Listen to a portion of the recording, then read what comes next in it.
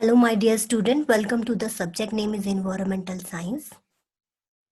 Today we are going to discuss about soil pollution. We have already discussed about the air pollution, water pollution, and then today, lecture 46, we are going to discuss about the soil pollution. So here you can see the references. Now moving towards our topic, let's start with the soil pollution. Soil pollution, like soil, like water and air, soil is also equally important for living organism. So we can say that both water and air are the component of environment and which are dynamic entities.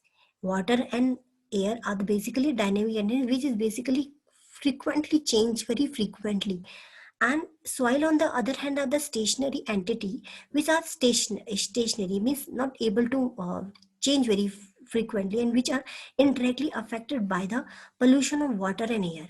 तो water and air के pollution के बाद indirectly soil pollution भी होता है, and the ecological uh, the ecological effect of the pollution on the soil or the soil pollution unfold only when the water or the air within the soil pollution become polluted. तो soil environment भी आ जाता है क्योंकि water and जब भी polluted होंगे तो soil भी पोल्यूटेड होगी, because both pollution air and water directly affect the soil pollution. तो सॉइल को पोल्यूशन इन्वॉल्व इंक्रीज करने के लिए एयर एंड वाटर पोल्यूशन बहुत इंपॉर्टेंट प्ले रोल करते हैं. And it's support plant. What is soil? Soil क्या है basically? is basically a soil basically play an important role. It support plant on which all the living organism depend. तो soil में क्या होता है? Plant होता है. तो soil में प्लांट होता है और इस प्लांट में कौन डिपेंड होता है? All the living organism. Even we are also dependent on the soil for its plant for the agriculture. And the process of soil formation is very slow.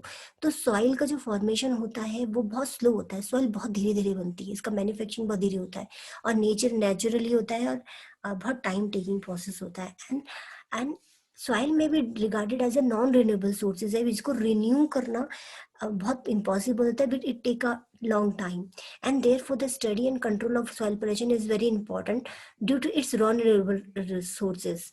तो ये नॉन रिन्यूएबल है, इसको इसमें time लगता है, इसका सोल प्रोसेस है, इसीलिए सॉइल एक बहुत इंपॉर्टेंट रिसोर्स जाता है. And any substances that reduce the soil productivity is called soil pollutant.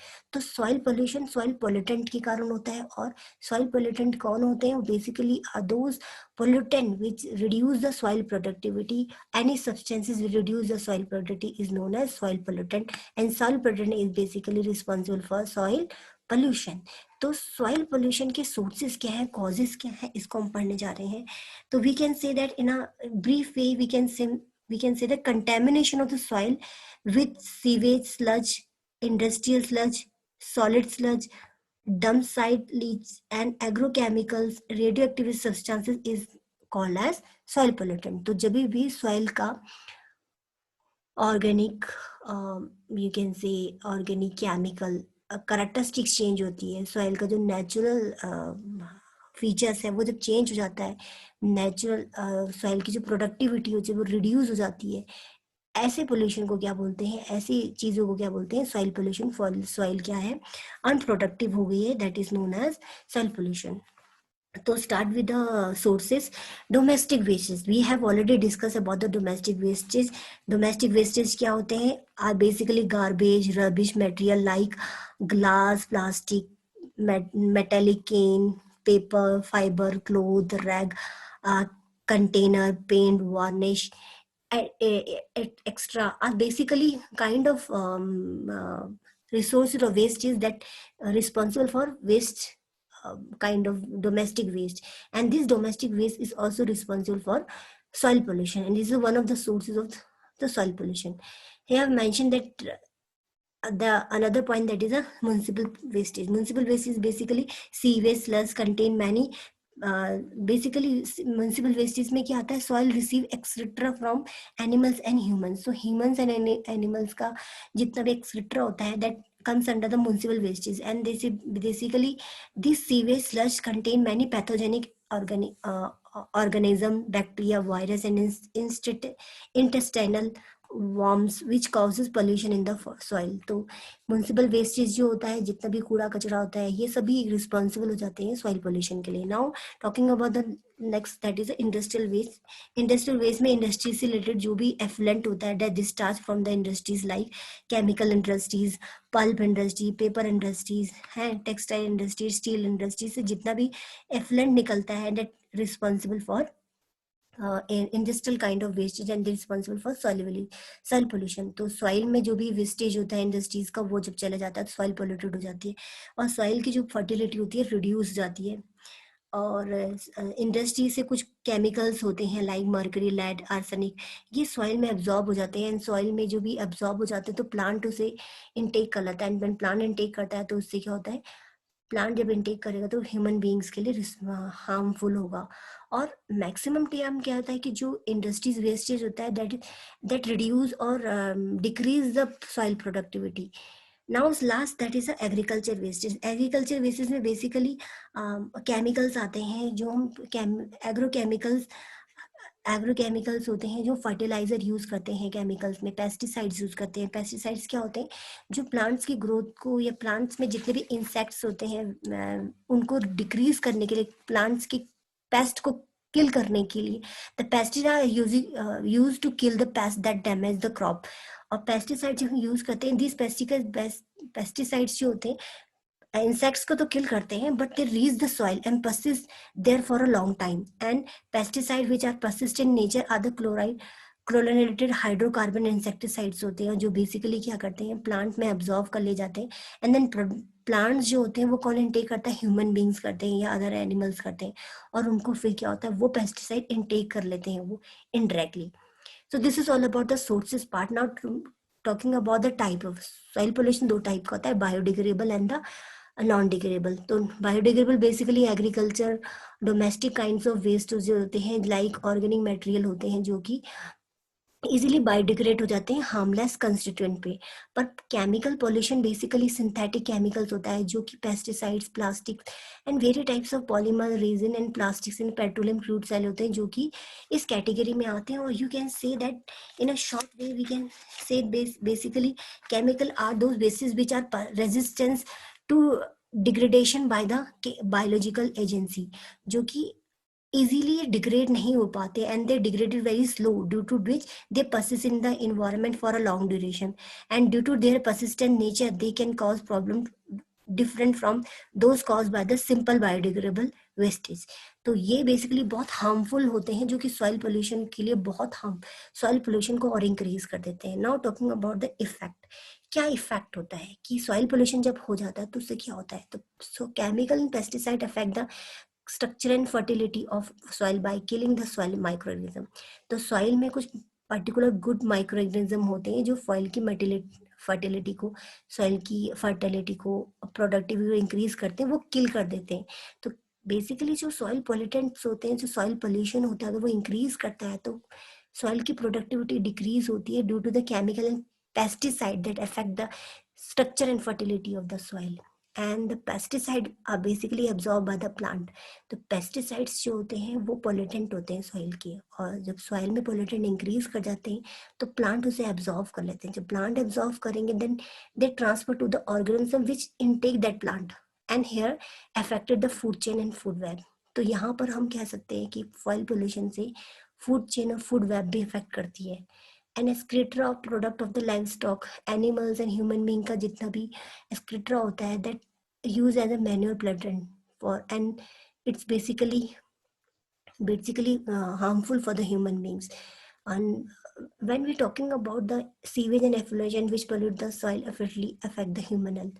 तो जितना भी soil pollutant क्या होता है, बेसिकली सॉइल की प्रोडक्टिविटी कम हो जाएगी.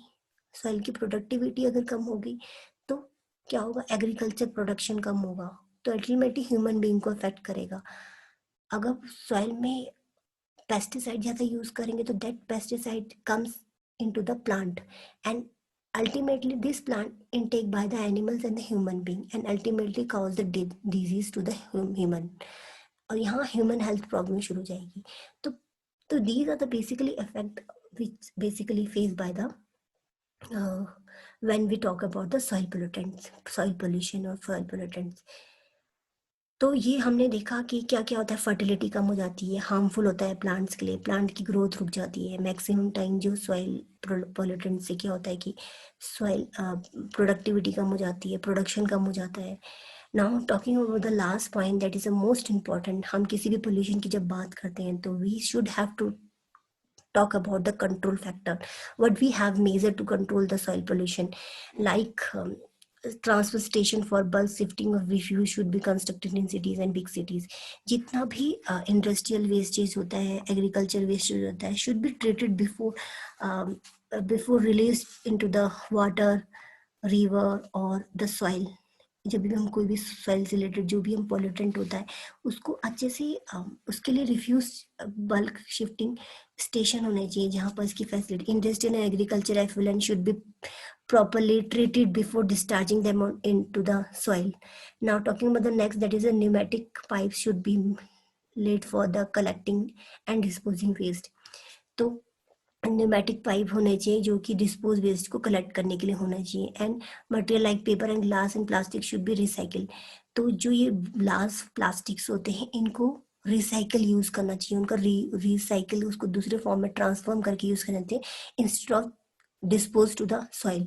तो डिस्पोज सॉइल में ना करके उसको रिसाइकिल करना चाहिए। Metal should be recover from the scrap and dispose material. तो मेटल्स को रिकवर्ड करना चाहिए डिस्पोज मटेरियल से, ताकि मेटल जो है वो सॉइल में ना जा पाए, हार्मफुल ना हो सॉइल के लिए। Use of the chemical fertiliser should be reduce by the use of the bio fertiliser and manure. तो आप जब भी फर्टिलाइजर का यूज करते हैं, पेस्टिसाइड का यूज करते हैं, तो instead of that pesticide and fertiliser should use the organic kind of fertiliser and the manure so that it would not be harmful for the plant. Use of the pesticide can be reduced by adopting a biological control of pest. तो biological control pest का use करना चाहिए instead of the harmful pesticides. Use of the cattle dung and agriculture waste in the biogas plant should be encouraged. तो हमें agriculture waste के लिए जो होता है उसका यूज जो होता है, एग्रीकल्चर और डोमेस्टिक वेस्ट जो होता है उसका यूज हमें बायोगैस प्लांट में करना चाहिए, सो दैट हम डोमेस्टिक वेस्टेज का यूज एक इन अ गुड मैनर में यूज करेंगे तो हम उसका डिस्पोज लैंड सॉइल में कम करेंगे। When we talking about the deforestation, check soil erosion to a great state. तो यहाँ पर इंपॉर्टेंट थिंग है सॉइल पोल्यूशन की जब भी हम बात करते हैं तो we are talking about the soil erosion and soil land degradation की बात भी करते हैं। तो यहाँ डिफॉरेस्टेशन भी चेक करना चाहिए ताकि हम सॉइल पोल्यूशन को हम कम कर सकें। And organic farming should be promoted. Organic farming पे फोकस करना चाहिए, मीन्स विदाउट फर्टिलाइजर फार्मिंग होनी चाहिए, without any kind of pesticides and chemical fertiliser use नहीं करने चाहिए। हमें ऑर्गेनिक काइंड ऑफ फार्मिंग को प्रमोट करना चाहिए सो दैट द हमारी जो फूड चेन है वो एक good and healthy food chain रहे एंड प्लांट जो है वो हार्मफुल केमिकल को एब्जॉर्ब ना करे एंड जो हार्मफुल केमिकल है वो ह्यूमन बींग में ट्रांसफर ना हो। सो हमें एक ऑर्गेनिक फार्मिंग को प्रमोट करना चाहिए। And last we can say that best approach to the control solution is use eco friendly system for farming and हमें न्यूक्लियर एक्सप्लोजन को कंट्रोल करना चाहिए। Last, I'm talking about the most important feature that mostly students get confused, that soil erosion is a type of land degradation. जब हम soil pollution की बात करते हैं, soil pollution और soil erosion क्या हुआ? In soil pollution, the soil get contaminated due to the incorporation of toxic and harmful chemical and nuclear substance in it, and soil lose its fertility and death of the microorganism and plants and living and animals living in it.